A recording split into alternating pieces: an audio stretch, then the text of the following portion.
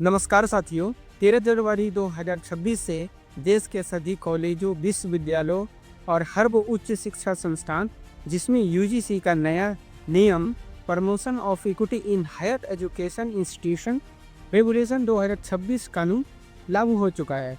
और इसके लागू होते ही सामान्य वर्ग से आने वाले छात्रों और यूजीसी के बीच टकराव का माहौल भी बन चुका है।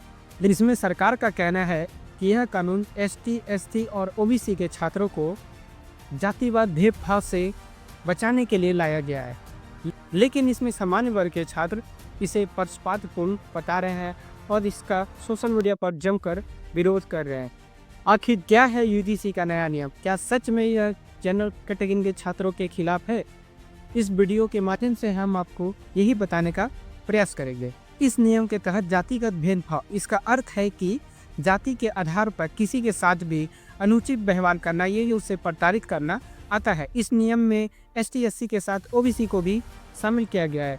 विशेषकर ओबीसी को इसमें शामिल करने से ही जनरल कैटेगरी के छात्रों की नाराजगी जताई जा रही, यानी इन समुदायों के साथ भेदभाव की स्थिति बनती है तो उन पर सख्त कार्रवाई की जाएगी। यूजीसी के 2012 के नियमों में ओबीसी को शामिल नहीं किया गया था, लेकिन अभी 2026 के कानून में ओबीसी को भी इसमें शामिल कर लिया गया है। इस नियम के तहत सभी कॉलेजों, विश्वविद्यालयों और उच्च शिक्षा संस्थानों में एक सामान्य समिति गठित करनी होगी, जिसमें एसटी, एससी, ओबीसी और महिलाओं के प्रतिनिधि को शामिल करना अनिवार्य होगा। शिकायतों के लिए एक हेल्पलाइन नंबर भी जारी करना होगा, जिस पर वह छात्र फोन करके अपनी शिकायत दर्ज करा सकते हैं। इसके साथ ही सख्त समय सीमा लागू होगा। शिकायत मिलने पर 24 घंटे के अंदर कार्रवाई शुरू हो जाएगी और 7 दिन के भीतर कार्रवाई पूरी करनी होगी।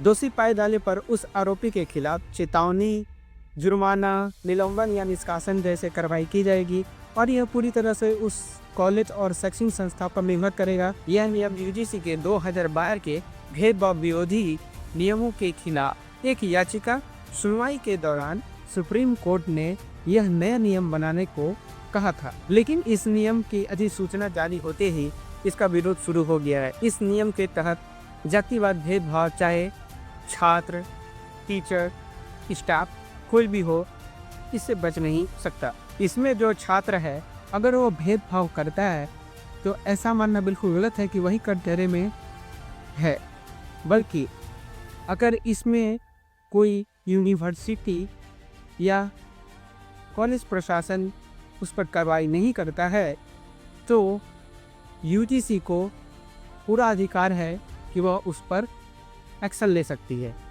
इस नियम के आने के बाद जनरल कैटेगरी के छात्र इसका विरोध कर रहे हैं और वह इसे दूसरा एससी/एसटी एक्ट बता रहे हैं और वह यह भी आरोप लगा रहे हैं कि इसका दुरुपयोग भी हो सकता है। उनका कहना है इसमें ओबीसी को शामिल करने से और इसके दुरुपयोग की संभावना कई गुना बढ़ जाती है। सामान्य वर्ग के छात्रों का कहना है कि इससे पहले जो नियम था उसमें यदि कोई व्यक्ति झूठी शिकायत करता हुआ पाया जाता था तो उस पर जुर्माना लगाया जा सकता था, लेकिन नए नियम के आने के बाद ये इसको हटा दिया गया है। साथ ही इन छात्रों का कहना है कि अब तो कोई भी अपनी पर्सनली दुश्मनी भी निकालने के लिए इस नियम का दुरुपयोग कर सकता है। कॉलेज में छात्र पढ़ते हैं तो उनमें कभी न कभी अनबन हो ही जाता है और इसका दुरुपयोग कर सकते हैं, क्योंकि अब तो उसे किसी बात का डर नहीं है।